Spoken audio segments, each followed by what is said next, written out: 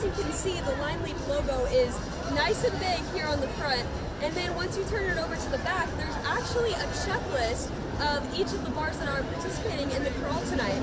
I'm standing on Marshall Street right now, which is where a lot of students come to get dinner or maybe just grab a quick snack after their classes.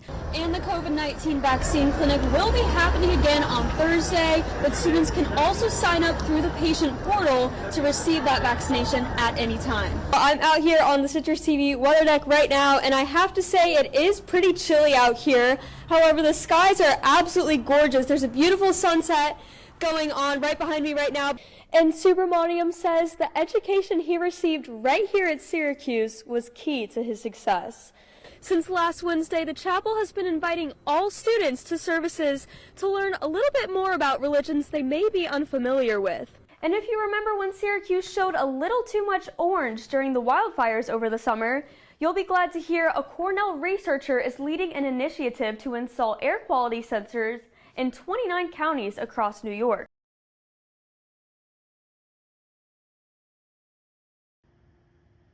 Remembrance Week is celebrated here on campus every year to honor the lives lost on Pan Am Flight 103 in 1988. Last night, Remembrance scholars and students gathered to reflect on why this week is so meaningful. It's important for us to know what happened at our university. Even if it happened 35 years ago, it still affects us, and it affects the families that live in our community and the surrounding nations. Shining a light for people to realize what happened in 1988. The candlelight vigil in particular is important because all of the victims of the attack are recognized. This event really honors all 270 victims, and we light the candle, 35 of them to represent one of each of the Syracuse students, but we read the names of all 270 victims that were on the flight and lost their lives that day. Thomas Edwin Waters, Keisha Leader, Jerome Lee Wester. And even after 35 years, the 35 SU students lost on the flight are still remembered. We still care, and to honor those lives and to keep it going throughout all the years. You know, any of us could have been the 35. And at the end of tonight's ceremony, all Remembrance scholars and guests in attendance were invited to come right back behind me and light one of these candles in honor of all the people who passed away. In Syracuse, Lauren Holdmeyer, NCC News.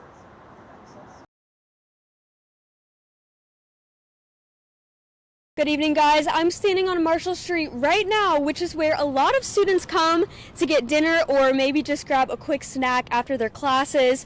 Marshall Street is home to a lot of students' favorite coffee shops and other fast food chains in the area, and it's also a place where a lot of SU students live. However, a lot of students have been hesitant about coming to this area recently. I spoke to some students earlier today on how they're feeling. I do feel like the life on Marshall Street is not necessarily the safest. Happens literally walking across on Whitman with traffickers and stuff. I feel like it's unsafe because of all, I've heard so many people have gotten sex trafficked on Marshall Street. Over the years, SU students have been noticing an increase of crime and violence around Marshall Street. The well-known strip is known for its fast food and nightlife. However, some say they aren't comfortable being in the area anymore. As a senior, everyone goes out to the bars on Marshall Street, and going to the bars and at night could be scary if you're all alone. One concern that has been circulating campus recently is reports of a supposed human trafficker near Marshall Street. Students say they have reported these incidents to DPS, but no action has been taken. I remember hearing about a trafficker on campus, and when I called DPS to kind of report it, they were just like, oh, we know about her. And I was like, why aren't you guys doing something? Students have reported a woman on Marshall Street who poses as a nurse.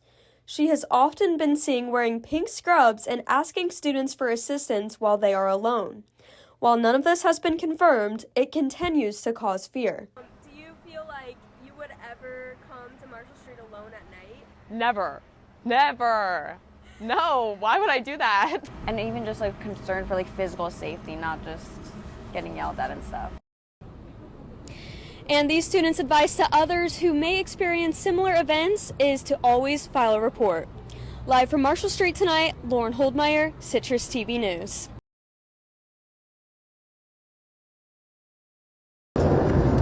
Good evening, guys. Now, today was the very first day of the brand new COVID-19 booster shot clinics here at the Barnes Center.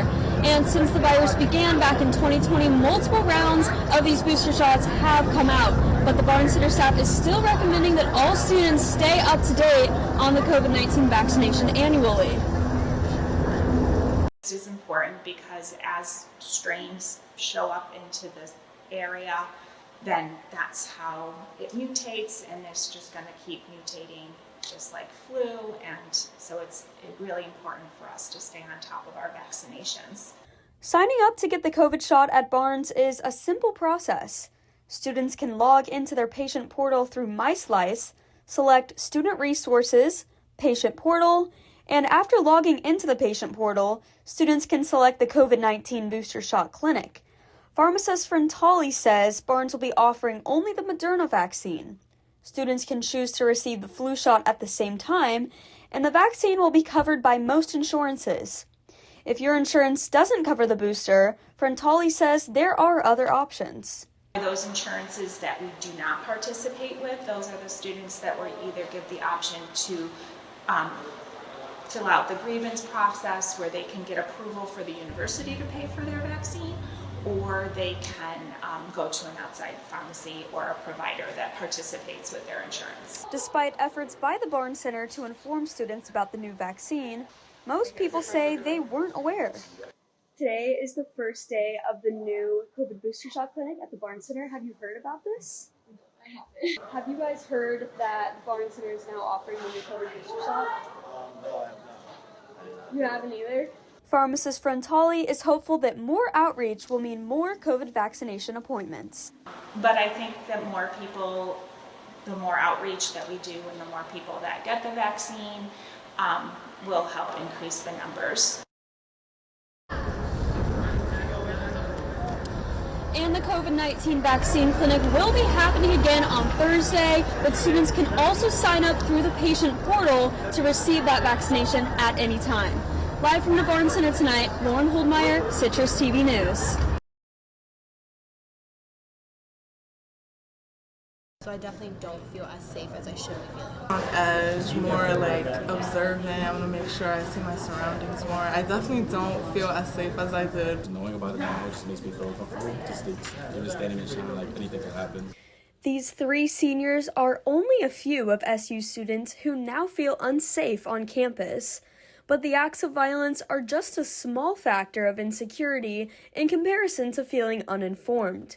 Students say they wish SU's Department of Public Safety would step in. They need to be re-informed of what their job is because in my opinion, I feel like they are doing a sense of what they think their job is, but I feel like they're not making students feel safe, and safety is in their name, yet there's no safety being put in for students. SU's campus has experienced multiple violence incidents in less than 2 weeks.